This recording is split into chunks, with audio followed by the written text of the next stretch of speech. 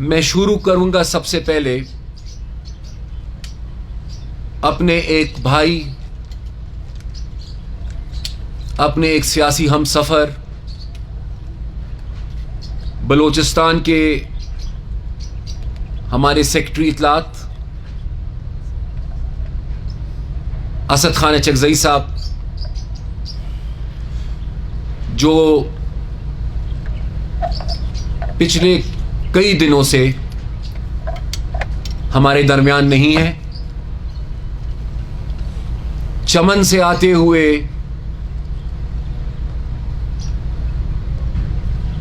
راستے میں ان کو اٹھایا گیا یا اغوا کیا گیا یا جو بھی ہے، لیکن بہرحال اس وقت میں ان کو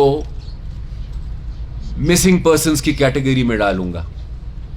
مسنگ پرسن میں ان کو اس لیے کہہ رہا ہوں کہ کوئی ہمیں معلومات نہیں ہے، کوئی ہمیں پتہ نہیں ہے کہ وہ کہاں ہے، کس حال میں ہے، کس کے پاس ہے، اور نہ ہی آج کے دن تک کسی نے بھی عوامی نیشنل پارٹی بلوچستان یا ان کے خاندان سے کوئی رابطہ کیا ہے۔ ہمیں نہایت ہی تشویش ہے، ایک تو اس لیے کہ وہ پاکستان کے ایک آزاد شہری ہیں، ان کی بنیادی انسانی حقوق ہے، اور اس کے ساتھ پھر اس سے بھی زیادہ پریشان کن بات یہ ہے کہ وہ بیمار ہیں، ان کا کڈنی ٹرانسپلانٹ ہوا ہے، اور ظاہری بات ہے کہ کڈنی ٹرانسپلانٹ کے بعد جو بھی مریض ہوتا ہے نہایت ہی احتیاط، پرہیز، دوائیاں اور ایک مناسب ماحول اس کے لیے بہت ہی ضروری ہوتا ہے۔ ہم ایک پرامن جماعت ہے، ہم ایک جمہوری جماعت ہے، اس حوالے سے ہم نے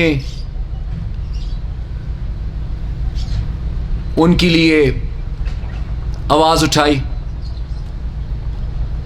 ہم نے پرامن احتجاج بھی کیا، اور وہ پرامن احتجاج آج بھی جاری ہے۔ اس سے پہلے کہ ان کی گمشدگی کے حوالے سے ان کے خاندان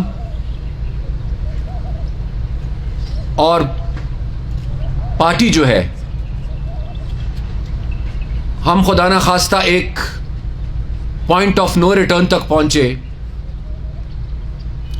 میں آج پوری سینٹرل ورکنگ کمیٹی کی وساطت سے یہ مطالبہ کروں گا، ریاست سے بھی، حکومت سے بھی،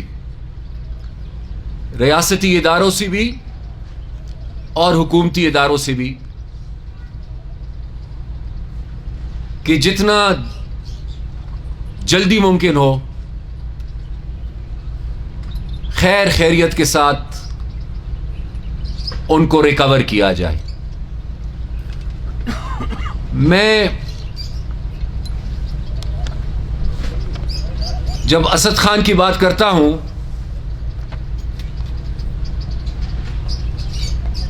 تو ظاہری بات ہے کہ میں اپنے آپ کو محدود صرف اسد خان تک نہیں رکھوں گا، بلکہ پورے پاکستان میں، بالخصوص بلوچستان کی سرزمین پر، جہاں پر بھی لوگ گمشدہ ہیں اور ان کا کوئی اتا پتہ نہیں چل رہا، اور ان کے عزیز اور ان کے دوست اور پورے کے پورے ان کے خاندان، اور اگر وہ سیاسی ورکر ہیں، عہدیدار ہیں، تو ان کی سیاسی جماعتیں ایک اذیت سے گزر رہی ہے. میں نے کل بلوچستان ہائی کورٹ بار ایسوسی ایشن میں بھی یہ بات کہی، اور میں نے کچھ دن پہلے پاکستان بار کونسل کے آل پارٹیز کانفرنس میں بھی یہی بات کہی تھی، اور آج میں پھر وہ بات دہراؤں گا کہ ملک کے کسی حصے میں بھی ہو، پولیس، ایف آئی اے، سی ٹی ڈی کے علاوہ، اور وہ بھی اگر کسی کو انہوں نے ڈیٹین کرنا ہے تو وہ ڈیٹین کریں گے قانون کے مطابق، عدالتی نظام اور انصاف کے تحت.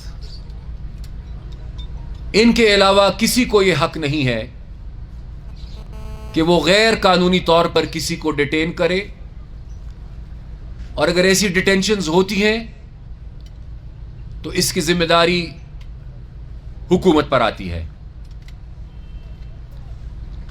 ہم یہ بھی سمجھتے ہیں کہ کچھ قانونی کمزوریاں اور پیچیدگیاں ہیں.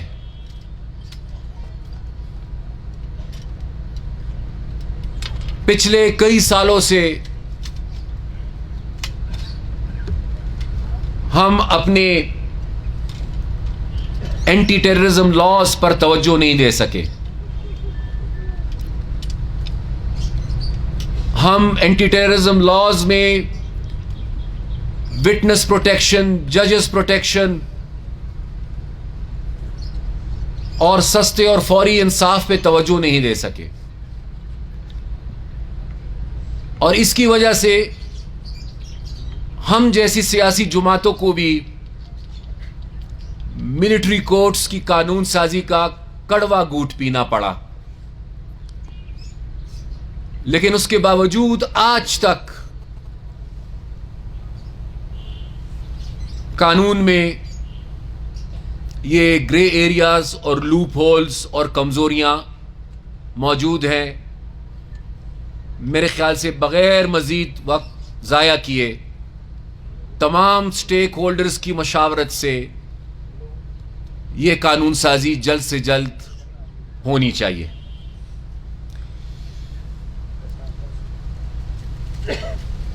میں جب سے بلوچستان آیا ہوں یہ پچھلے 3-4 دنوں میں بلوچستان کے لوگوں نے، اور صرف عوامی نیشنل پارٹی کے ساتھیوں نے نہیں،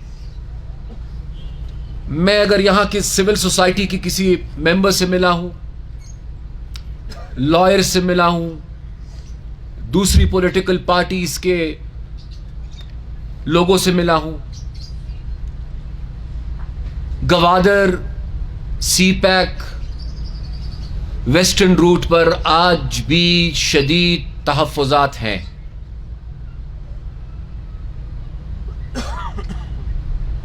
چائنا اپنے نسبتاً انڈر ڈیولپڈ ایریا کو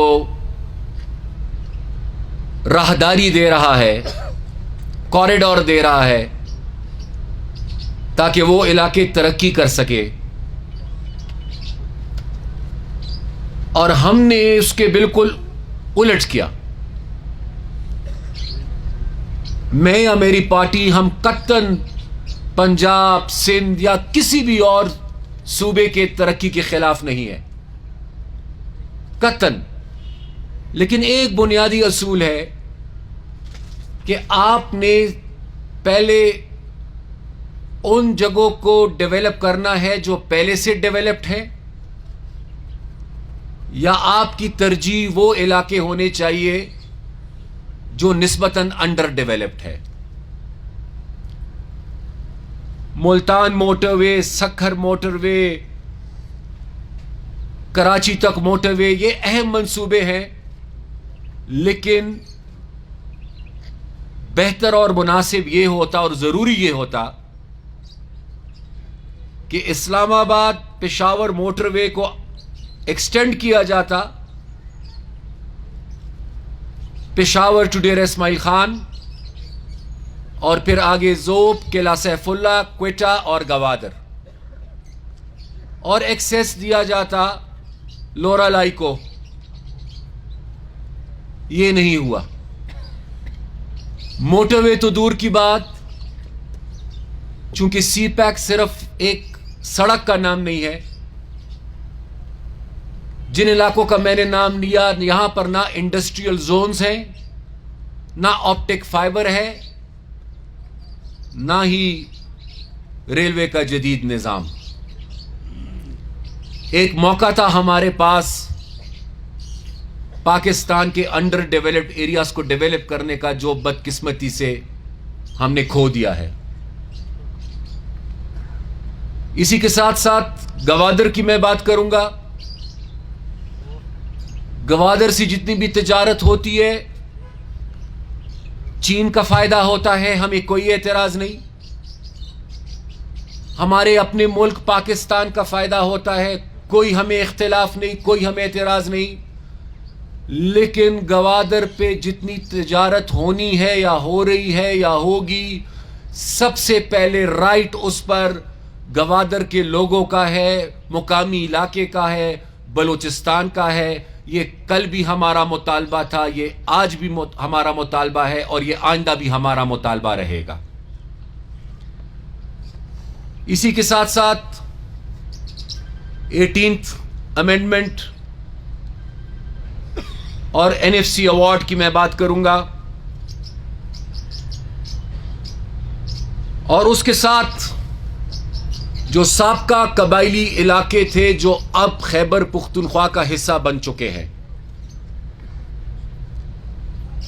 आवाजें उठ रही हैं, मैंने भी सुनी है, आपने भी सुनी होगी। हुकूमत में बैठे लोग और कुछ लोग जो अपने आप को एक्सपर्ट्स समझते हैं और एक्सपर्ट्स कहते हैं, आज 18वीं तरमीम के खिलाफ बातें हो रही हैं।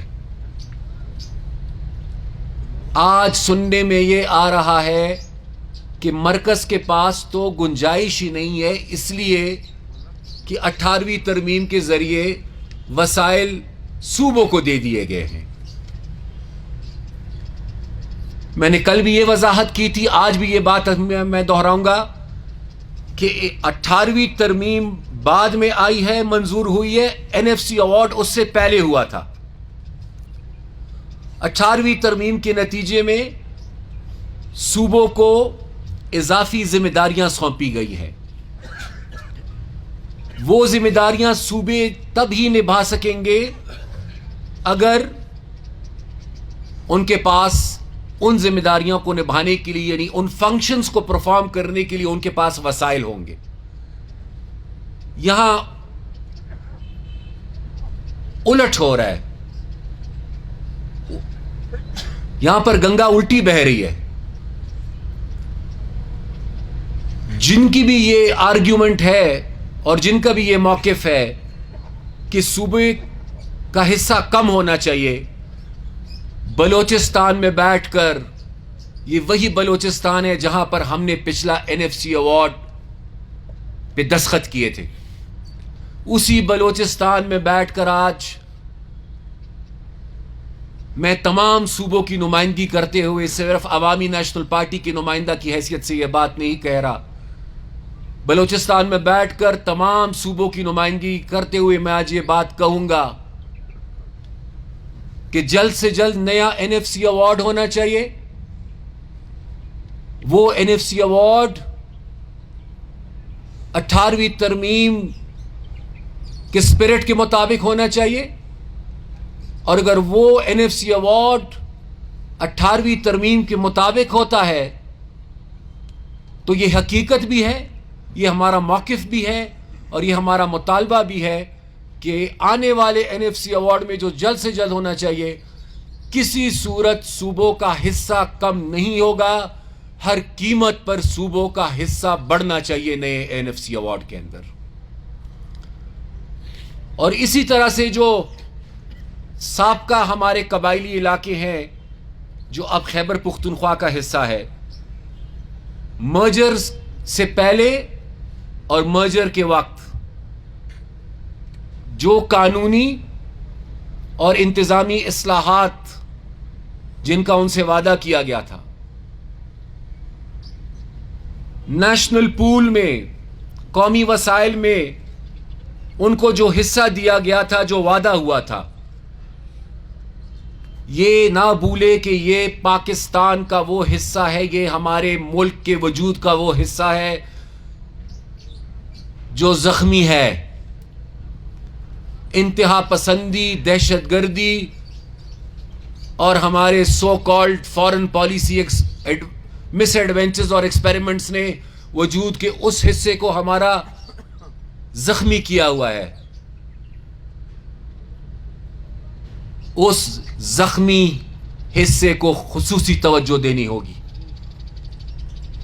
وہاں کے لوگوں کو اعتماد میں لے کر، وہاں کے مشران، وہاں کے نوجوانوں کو، وہاں کی سول سوسائٹی کو، وہاں کے نمائندگان کو اعتماد میں لے کر جتنی بھی وہاں کے قانونی، انتظامی اور مالی معاملات ہیں، ترقیاتی معاملات ہیں، ان کو فوری طور پر حل ہو جانا چاہیے۔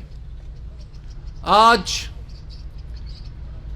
ہماری ورکنگ کمیٹی میں ملک کی موجودہ معاشی اور اقتصادی صورتحال پر بھی کافی طویل مشاورت ہوئی،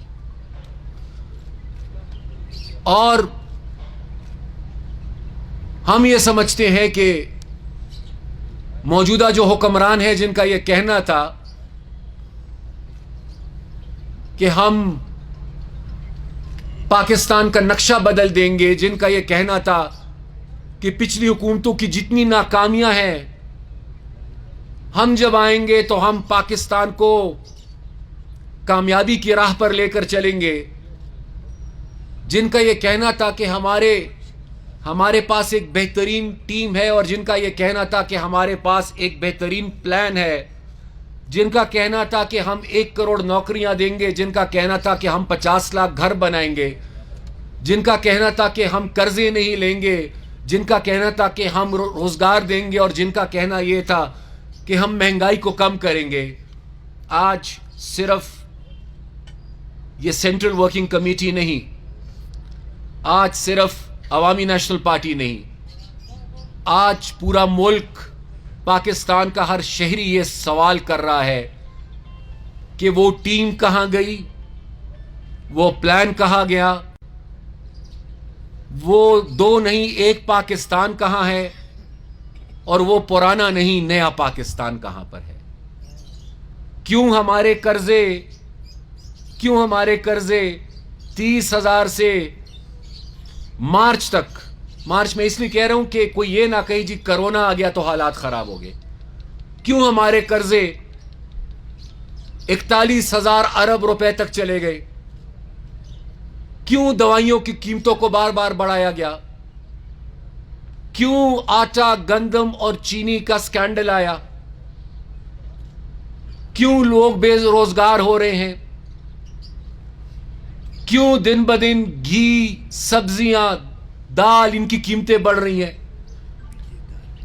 کیوں لوگ خودکشیوں کرنے پر مجبور ہو رہے ہیں؟ کیا یہ وہ نیا پاکستان ہے؟ کیوں ہم IMF کی شرائط کو مان رہے ہیں؟ کیوں ہم سرکاری اہلکاروں کی تنخواہیں نہیں بڑھا رہے؟ کیوں آج پینشن پر نظر ثانی کی باتیں کی جا رہی ہیں؟ کیوں آج روپے 30% سے زیادہ ڈی ویلیو ہو گیا ہے؟ کیوں آج ایک مزدور سے لے کر، ایک کسان سے لے کر ایک بڑا صنعتکار، یہ سب پریشان ہیں؟ حقیقت یہ ہے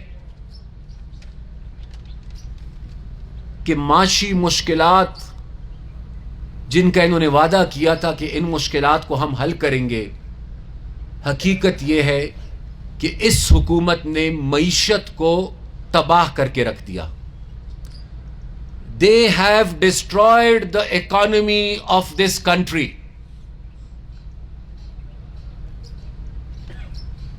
اور دوسری طرف اگر ہم دیکھیں تو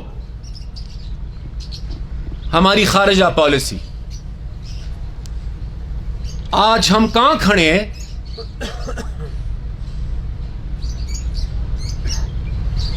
آج جب ہم کسی انٹرنیشنل فورم پہ اپنا موقف پیش کرتے ہیں، کتنی لوگ ہماری اس موقف کی حمایت کرتے ہیں؟ آج جب ایک طرف ہندوستان کا موقف آتا ہے اور دوسری طرف پاکستان کا موقف آتا ہے، کیوں یہ ہوتا ہے کہ ہمارے مسلمان ممالک جن کے ساتھ ہمارے تاریخی تعلقات رہے، کیوں وہ ہمیں سپورٹ نہیں کرتے؟ آج کیوں یہ ہو رہا ہے کہ پہلے وزیر اعظم کہتے ہیں کہ میں ملیشیا جا کر سمٹ میں شرکت کروں گا، اور پھر کہتے ہیں کہ میری مجبوری ہے، میں ملیشین سمٹ میں شرکت نہیں کر سکتا، وہی سمٹ جو آپ کے کہنے پر آپ کے دوست ممالک بلاتے ہیں۔ آج کیوں پاکستان کا فارن منسٹر سعودی عرب جیسے دوست کے خلاف بات کر رہا ہے؟ آج کیوں وزیر اعظم کی بجائے، کیا مشکل ہے، کیا ضرورت ہے؟ وزیر اعظم اور حکومت پر اعتماد نہیں رہا یا ان ممالک کا کہ آج مجبوراً پھر ڈپلومیسی کے لیے مجبوراً آرمی چیف کو جانا پڑتا ہے، جو ان کا مینڈیٹ، ان کا کام ہی نہیں ہے؟ اور آج کیوں؟ سوال میرا یہ ہے کہ جب ملکنڈ اور سوات کی صورتحال خراب ہو رہی تھی، اس وقت کے وزیر اعظم نے اس وقت کی سیاسی قیادت اور لیڈرشپ سے خود مشاورت کی تھی کہ نہیں کی تھی؟ جب آرمی پبلک سکول کا واقعہ پیش آیا، اس وقت کے وزیر اعظم نے فوری طور پر پشاور پہنچ کر، پشاور میں بیٹھ کر پورے ملک کی سیاسی لیڈرشپ کو ایک ساتھ بٹھا کر مشاورت کی، فیصلے ہوئے کہ نہیں ہوئے؟ آج آپ کے ذریعے میں اس حکومت سے اور وزیر اعظم سے یہ سوال کرنا چاہوں گا کہ آج تک ان کو سلیکٹ ہوئے تقریباً 2 سال سے زیادہ کا عرصہ ہو گیا، آج تک وزیر اعظم کو آپ نے دیکھا کہ وہ معیشت پر پاکستان کی لیڈرشپ کو بٹھا کر ان سے بات کرے؟ آج تک آپ نے دیکھا کہ وزیر اعظم کشمیر جیسے حساس مسئلے پر ملک کی لیڈرشپ کو ساتھ بٹھا کر ان کو اعتماد ملے؟ Afghan peace process, Afghan dialogue جو ہماری نہایت ہی اہم ہے، آج تک آپ نے دیکھا کہ وزیر اعظم بیٹھ کر پولیٹیکل لیڈرشپ کے ساتھ بات کرے؟ آج مجبوراً گلگت بلتستان کے مستقبل کے حوالے سے آرمی چیف کو سیاسی قیادت کے ساتھ بیٹھنا پڑ رہا ہے۔ یہ کام آیا ان کا ہے کہ یہ وزیر اعظم کا ہے؟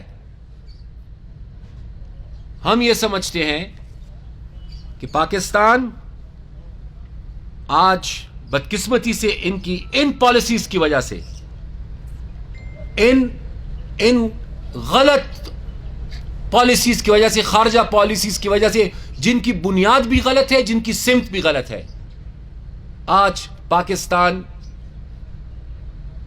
تنہائی کا سامنا کر رہا ہے۔ اور جہاں پر میں نے افغانستان کی بات کی، ہم دعا گو ہیں،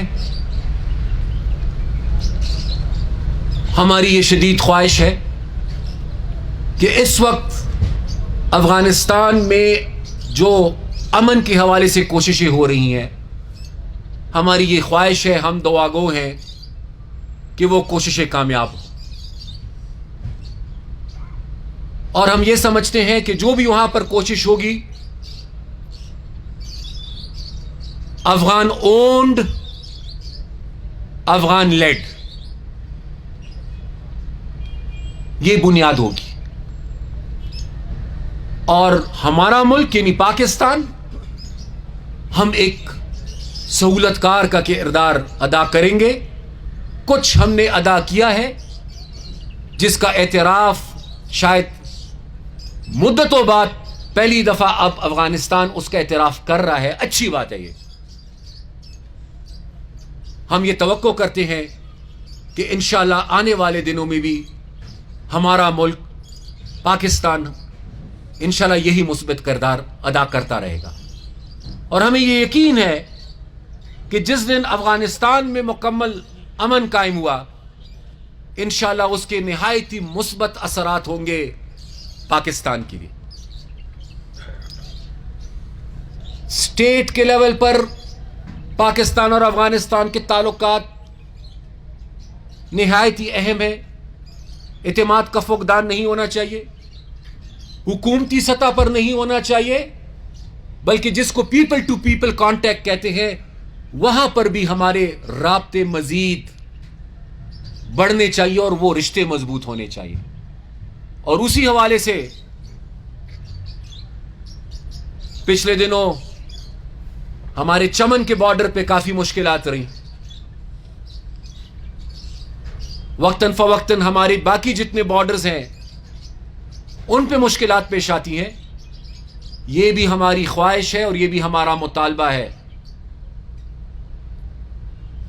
کرتارپور راہداری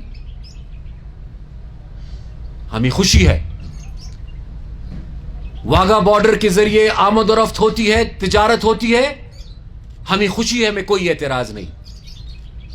لیکن اگر واگا بارڈر پر تجارت ہوتی ہے اور آمد و رفت ہوتی ہے تو جتنے بھی ہمارے بارڈرز ہیں پھر افغانستان کے ساتھ، اس پر بھی مکمل آزادی کے ساتھ آمد و رفت بھی ہونی چاہیے اور تجارت بھی ہونی چاہیے.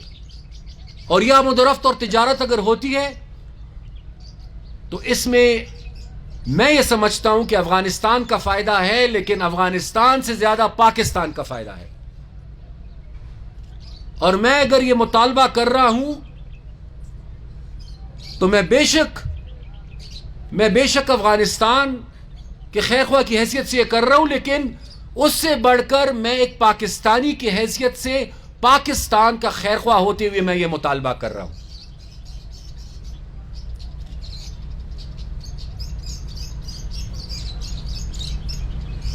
جس ایشو پہ شاید آپ کی دلچسپی سب سے زیادہ ہو وہ ہے پاکستان ڈیموکریٹک موومنٹ یعنی پی ڈی ایم. آج طویل مشاورت ہوئی ہے ہمارے اس اجلاس میں. پی ڈی ایم کے حوالے سے اس وقت کے جتنے بھی معاملات ہیں وہ آج میری مرکزی تنظیم نے آج سینٹرل ورکنگ کمیٹی کے سامنے رکھے ہیں. صوبوں میں پی ڈی ایم کی تنظیم سازی ہونی ہے، آگے تحریک چلنی ہے. اس حوالے سے آج سینٹرل ورکنگ کمیٹی نے اپنی تجاویز دی اور سینٹرل ورکنگ کمیٹی نے ہماری رہنمائی کی ہے. اور پی ڈی ایم میں اے این پی کے شمولیت کے حوالے سے عوامی نیشنل پارٹی کی سینٹرل ورکنگ کمیٹی نے مکمل اتفاق رائے کے ساتھ اس فیصلے کی حمایت کی ہے اور اس کو انڈورس کیا ہے. اور اب جو چارٹر بننے جا رہا ہے، کیونکہ مقصد ہمارا یہ نہیں ہے کہ ایک کی چھٹی ہو اور دوسرا حکمران آ جائے. جو اس ملک کے اصلی مسئلے مسائل ہیں بہت سارے ہیں، میں ان تفصیلات میں نہیں جانا چاہتا. پروونشل آٹانومی ہے، 18th امینڈمنٹ ہے، ریسورسز کا ڈسٹریبیوشن ہے، سپریمیسی آف دا پارلیمنٹ ہے، protection of basic fundamental rights ہے، ایک partial across the board NAB کا قانون ہے، ہر صورت آئین کا تحفظ ہے.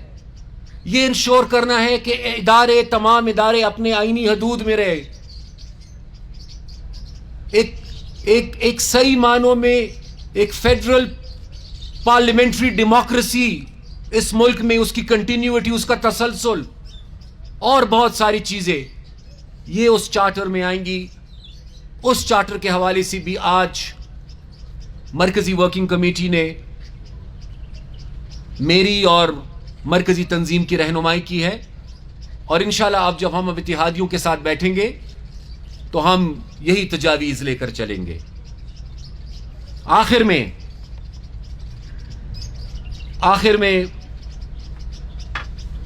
یہاں پر الیکشن ریفارمز کے حوالے سے کافی بحث ہوئی، اور ہم سب یہ سمجھتے ہیں، بلکہ ہم نہیں، اب تو پورا ملک یہ سمجھتا ہے کہ جب تک اس ملک میں فیئر، فری اینڈ امپارشل انتخابات نہیں ہوتے، یعنی صاف شفاف غیر جانبدارانہ انتخابات، تب تک جب بھی انتخابات ہوں گے وہ متنازع ہوں گے، وہ کنٹروورشل ہوں گے. لہذا اپنے پلیٹ فارم سے بھی اور پی ڈی ایم کے پلیٹ فارم سے بھی ہماری یہ بھرپور کوشش ہوگی کہ for a longer time period, یعنی ایک طویل عرصے کے لیے ان ہاؤس چینج مسئلے کا حل نہیں ہے. ایک مختصر مدت میں پارلیمنٹ کے ذریعے الیکشن ریفارمز ہوں، ان الیکشن ریفارمز میں کسی قسم کی کوئی مداخلت نہ ہو، ہر قسم کی مداخلت سے پاک الیکشنز ہو، اور ان الیکشنز کے ذریعے پھر جس کو بھی مینڈیٹ ملے وہ ظاہری بات ہے کہ پھر وہ مینڈیٹ سب تسلیم کریں گے، کیونکہ وہ ایک جینون مینڈیٹ ہوگا. اور اس کے ساتھ میں تھوڑا سا ایڈ کرتا چلوں، ایک محترم وزیر صاحب نے اے پی سی کے بعد ایک ملاقات کے حوالے سے کافی چرچا کیا گیا، اور آپ سمجھ گئے ہوں گے کہ میں کون سی ملاقات کی بات کر رہا ہوں. میں اور کسی کے حوالے سے کوئی بات نہیں کہنا چاہوں گا، میں اس ملاقات کے حوالے سے صرف ایک بات کہنا چاہوں گا. آلدو کہ وہ ملاقات گلگت بلتستان کے حوالے سے تھی، اور سیاسی جماعتوں نے گلگت بلتستان میں صاف شفاف انتخابات کے لیے اپنی تجاویز دی،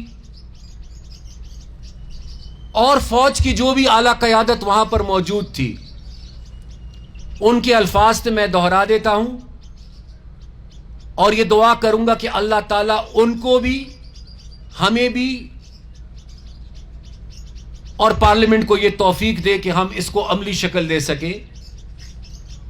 اور وہ الفاظ یہ تھے کہ سیاسی پارٹیز اگر election reforms, political parties election reforms اگر لاتی ہیں تو ہمیں بڑی خوشی ہوگی. اور جس دن سیاسی پارٹیز نے مل کر یہ فیصلہ کیا کہ پولنگ کے دن، الیکشنز کے دوران پولنگ سٹیشنز کے اندر اور باہر یونیفارمڈ آرمڈ سروسز کے لوگ نہیں ہوں گے، تو وہ دن ہمارے لیے خوشی اور اطمینان کا دن ہوگا. یہ الفاظ میرے نہیں ہیں، یہ الفاظ اسی گفتگو کے اندر میں نے خود سنے، میں نے خود سنا اور میں نے دیکھا.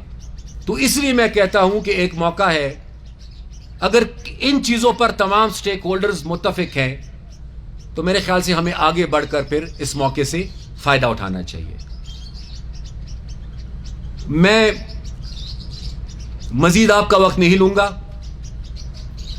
ویسے تو آج بہت ساری تجاویز آئی ہیں، بہت ساری ڈسکشنز ہوئی ہیں، لیکن اس میں سے جو زیادہ ضروری باتیں تھی، جو ہم سمجھتے تھے کہ وہ آپ سے ہم شیئر کریں، اس میں بات کروں گا. میں نے اسی تک اپنے آپ کو محدود رکھا.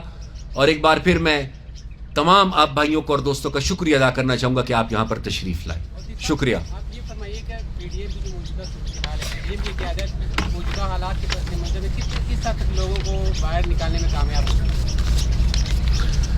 تھوڑا سا آپ کو انتظار کرنا پڑے گا, زیادہ نہیں. آج کیا تاریخ ہے؟ 10.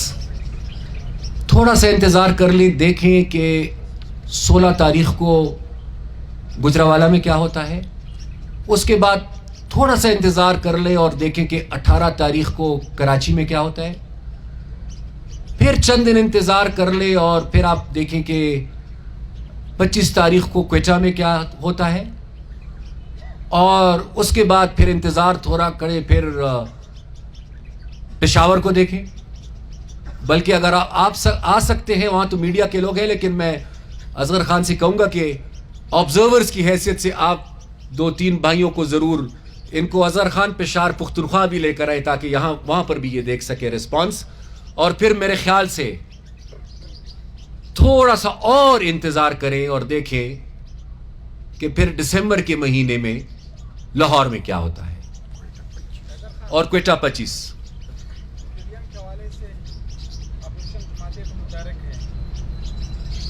ایسا کہیں تو نہیں ہوگا کہ بڑے اہم اداروں میں ریٹائرڈ فوجیوں کو ابھی سے تعینات کیا گیا ہے, کہیں اپوزیشن کی اس تحریک کے اختیار میں کوئی اور لوگ جس طرح آپ سمجھتے ہوں گے, وہ لوگ اس جمہوریت کا بنیاد حصہ تو وہ نہیں کریں گے. ساتھ میرے بھائی, جن سے آپ کو یہ خوف یا خدشہ ہے, یہ سوال اگر آپ ان سے کر لیں تو میرے خیال سے بہتر ہوگا. ویسے آن دا لائٹر نوٹ, کیونکہ کافی سیریس بحث ہو چکی ہے, ایک دفعہ ایک آدمی کو مجبوراً رات کے اندھیرے میں مجبوراً ایک جنگل سے گزرنا پڑا. تو ایک ہوشیار آدمی نے اس کو کہا, جس طرح بھی آپ نے مجھ سے سوال کیا ہے, ایسے ہی کہ ہوشیار آدمی تھا, اس نے اس کو کہا کہ بھائی میرے بہت دیر ہو چکی ہے, تم جنگل سے گزر رہے ہو, رات گئے, اگر شیر آ گیا تو تم کیا کرو گے. تو جو آدمی بیچارہ مجبور تھا, جس نے جانا ہی تھا, اس نے جواب دیا کہ اللہ خیر کرے, پہلے تو شیر نہیں آئے گا, لیکن اگر خدا نہ خواستہ شیر آ گیا تو پھر میں کیا کر سکتا ہوں, جو کرنا ہے وہ تو شیر نے کرنا ہے. صاحب یہ بتائیے گا کہ آپ کی جماعت جو ہے بلوچستان میں گورنمنٹ کا حصہ ہے, اور پھر 25 تاریخ کو پی ڈی ایم کا پلیٹ فارم بھی شیئر کرے گی اپوزیشن کے ساتھ. کیا یہ عوامی نیشنل پارٹی کا دورہ معیار نہیں ہے کہ آپ صوبے میں اتحادی حکومت کے, اسی حکومت کے جس کو آپ سلیکٹڈ کہتے ہیں, اور وفاق میں جو ہے آپ ان کے خلاف اپوزیشن میں ہیں؟ کیا پیپلز پارٹی سندھ میں اس وقت حکومت میں ہے یا نہیں ہے؟ ہے نا. اسی طریقے سے ان کی تو اپنی حکومت ہے, اسی طریقے سے ہم بلوچستان حکومت کا حصہ ہے, جس کی چیف منسٹر کا تعلق شاید میرے خیال سے پی ٹی آئی سے نہیں ہے. لیکن جس دن وہ موقع آیا اور جس دن فیصلہ متفقہ ہوا کہ ہم نے نکلنا ہے, تو بھائی میرے, بلوچستان میں صرف ہم حکومت سے نہیں نکلیں گے, ہم اسمبلی سے نکلیں گے. اور جب اسمبلی سے نکلیں گے تو ظاہری بات ہے کہ حکومت سے بھی نکلیں گے. میں اپنے بلوچستان کی پارلیمنٹری پارٹی کا شکریہ ادا کرنا چاہوں گا. ایک میری بہن ہے, میرے 3 اور بھائی ایم پی ایز ہیں, 2 اس میں منسٹرز ہیں. چاروں نے آج مجھے یہی کہا ہے, اور جس دن میں پہنچا ہوں مجھے یہی کہا ہے کہ جی جس دن پاکستان کی سطح پر متفقہ فیصلہ ہو گیا, آپ نے آنا بھی نہیں ہے, آپ نے صرف فون پہ ہمیں اطلاع دینی ہے, ہم حکومت سے بھی باہر ہوئیں گے اور ہم اسمبلی سے بھی باہر ہوں گے. سر یہ کہا جا رہا ہے, کچھ تجزیہ کر رہے ہیں کہ اے این پی اور پیپلز پارٹی کے پاس موقع ہے, نون لیگ کشتیاں جلا چکی ہے, مولانا کی کشتیاں کسی اور نے جلا دی ہیں. اس پر آپ کیا کہیں گے؟ کیا Peoples Party P D M کا اس طرح سے ساتھ دے گی جس طرح نون لیگ اور مولانا صاحب ساتھ ہیں, یا پھر آپ کی پارٹی؟ میرے بھائی اگر آپ جیسے مہربان ہمیں ساتھ رہنے دیں تو انشاءاللہ ہم ضرور ساتھ ہیں اور ساتھ رہیں گے. یہ الگ بات ہے کہ چونکہ مختلف سیاسی جماعتیں ہیں اور ظاہری بات ہے کہ مختلف سیاسی جماعتوں کے مختلف نظریے ہوتے ہیں. ہر ایشو پر مختلف سیاسی جماعت کی اپنی ایک سوچ ہوتی ہے, اپنی ان کی ترجیحات ہوتی ہے. اب اگر میں آپ کو یہ کہوں کہ جتنی بھی ایشوز ہیں اس پر یہ تمام پارٹیز متفق ہیں تو یہ میں غلط بیانی کروں گا. لیکن چارٹر کی شکل میں ہم ایک منیمم کامن ایجنڈا ترتیب دیں گے اور اس منیمم ایجنڈا پر چارٹر پر تمام اپوزیشن جماعتیں متفق ہوں گی اور اس چارٹر کے ساتھ جتنا مسلم لیگ اور مولانا صاحب سنسیئر ہوں گے اتنا ہی پیپلز پارٹی اور ANP سنسیئر ہوگی. حیدر صاحب, یہ تحریک انصاف پچھلے دور میں 2.5 سال بعد دھرنے اور اس طرح کی سیاست کرتی رہی, اس کے بعد آپ لوگ اب یہ دھرنے اور اس کی سیاست کر رہے ہیں, تو یہ اگلی گورنمنٹ جب آئے گی اور بنے گی تو پھر اور دھرنے اور اس کی سیاست کرے گا. یہ دھرنے اور اس کی سیاست کب ختم ہوگی ملک سے؟ دیکھیں ایسے ہے کہ آپ جو کمپیریزن کر رہے ہیں معذرت کے ساتھ وہ کمپیریزن بنتا نہیں ہے, اس لیے کہ نمبر 1 تو یہ کہ وہ دھرنا دے رہے تھے تو وہ امپائر کو ملا کے دھرنا دے رہے تھے. ان کو پتا ہوگا امپائر کون ہے, مجھے نہیں پتا, یہ ان کو پتا ہوگا. ہمارا دھرنا امپائر کے بغیر ہے. ہمارا دھرنا سیاسی سوچ اور سیاسی جماعتیں اور سول سوسائٹی اور وکلا ان کو ملا کر جو ہے تو ہمارا احتجاج ہے اور یہ پرامن احتجاج ہے. ہم نے نہ پارلیمنٹ پہ چڑھائی کرنی ہے, ہم نے نہ ٹی وی سینٹر پہ حملہ کرنا ہے, ہم نے نہ بجلی کے بل پھاڑنے ہیں, ہم نے اس وقت تک کم از کم نہ سول نافرمانی کا اعلان کرنا ہے. ہم نے اپنا بنیادی سیاسی جمہوری حق استعمال کرتے ہوئے ہم نے اپنا پرامن احتجاج کرنا ہے اور حکومت کو یہ احساس دلانا ہے کہ یہ حکومت الیکشن کے ذریعے نہیں آئی, یہ سلیکشن کے ذریعے آئی ہے. ان کو یہ احساس دلانا ہے کہ پاکستان کی عوام مزید ان کو اب برداشت نہیں کر سکتے. ایک تو سلیکٹ ہو کر آئے ہیں, دوسرا 2 سالوں میں اس ملک کا جتنا نقصان انہوں نے کر دیا ہے, میرے خیال سے اب مزید ایک دن جو اس حکومت کا گزرنا ہے وہ پاکستان اور پاکستان کے عوام کے لیے بھاری ثابت ہو رہا ہے. صاحب آپ اور PDM کی اکثر جماعتیں سلیکٹرز کی بات کرتے ہیں اور اس حکومت کو سلیکٹ حکومت سمجھتے ہیں, تو کیا یہ بہتر نہیں ہے کہ آپ سلیکٹرز سے ہی ڈائریکٹ بات کر لیں اور حکومت کی بجائے ان کے سامنے ہی بیٹھ جائیں؟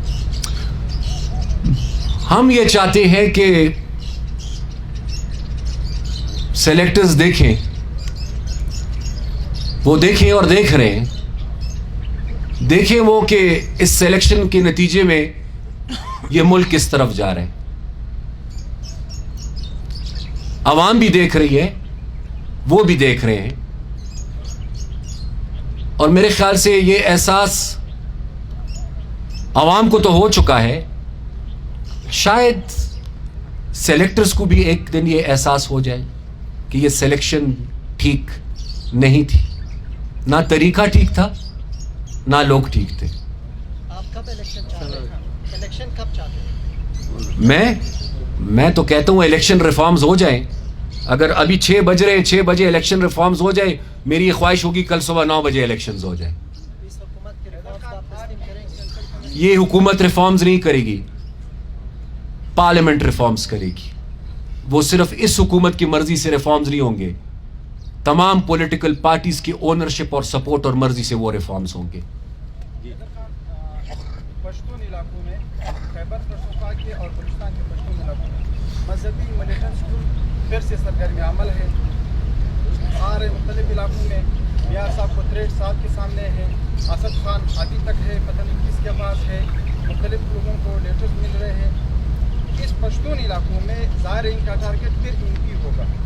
पहले से भी था, इस तरह इशारे मिल रहे हैं अभी तक। तो इस सेंट्रल कमेटी के इजलासों में आप लोगों ने इसको तरफ क्या के पेश की, क्या कोई लाएअमल तय किया है? क्योंकि अगर आप लोग फर्ज अगर इस तरह होता है, अगर इलेक्शन की तरफ जाते हैं हुकूमत भी या जो लोग हैं, तो क्या आप लोग फिर उस तरह इलेक्शन कर सकेंगे? इस तरफ आप लोगों ने क्या बात की? शुक्रिया आपके इस सवाल का। इस तरह है कि इसमें तो कोई शक नहीं है कि एक नई लहर इस वक्त हम देख रहे हैं और आप भी देख रहे हैं, और वो नई लहर जो है वो एक ख़ास मखसूस इलाके तक सिर्फ महदूद नहीं है, बल्कि जगह जगह उसके असरात नज़र आ रहे हैं। और हमें तशवीश है, बल्कि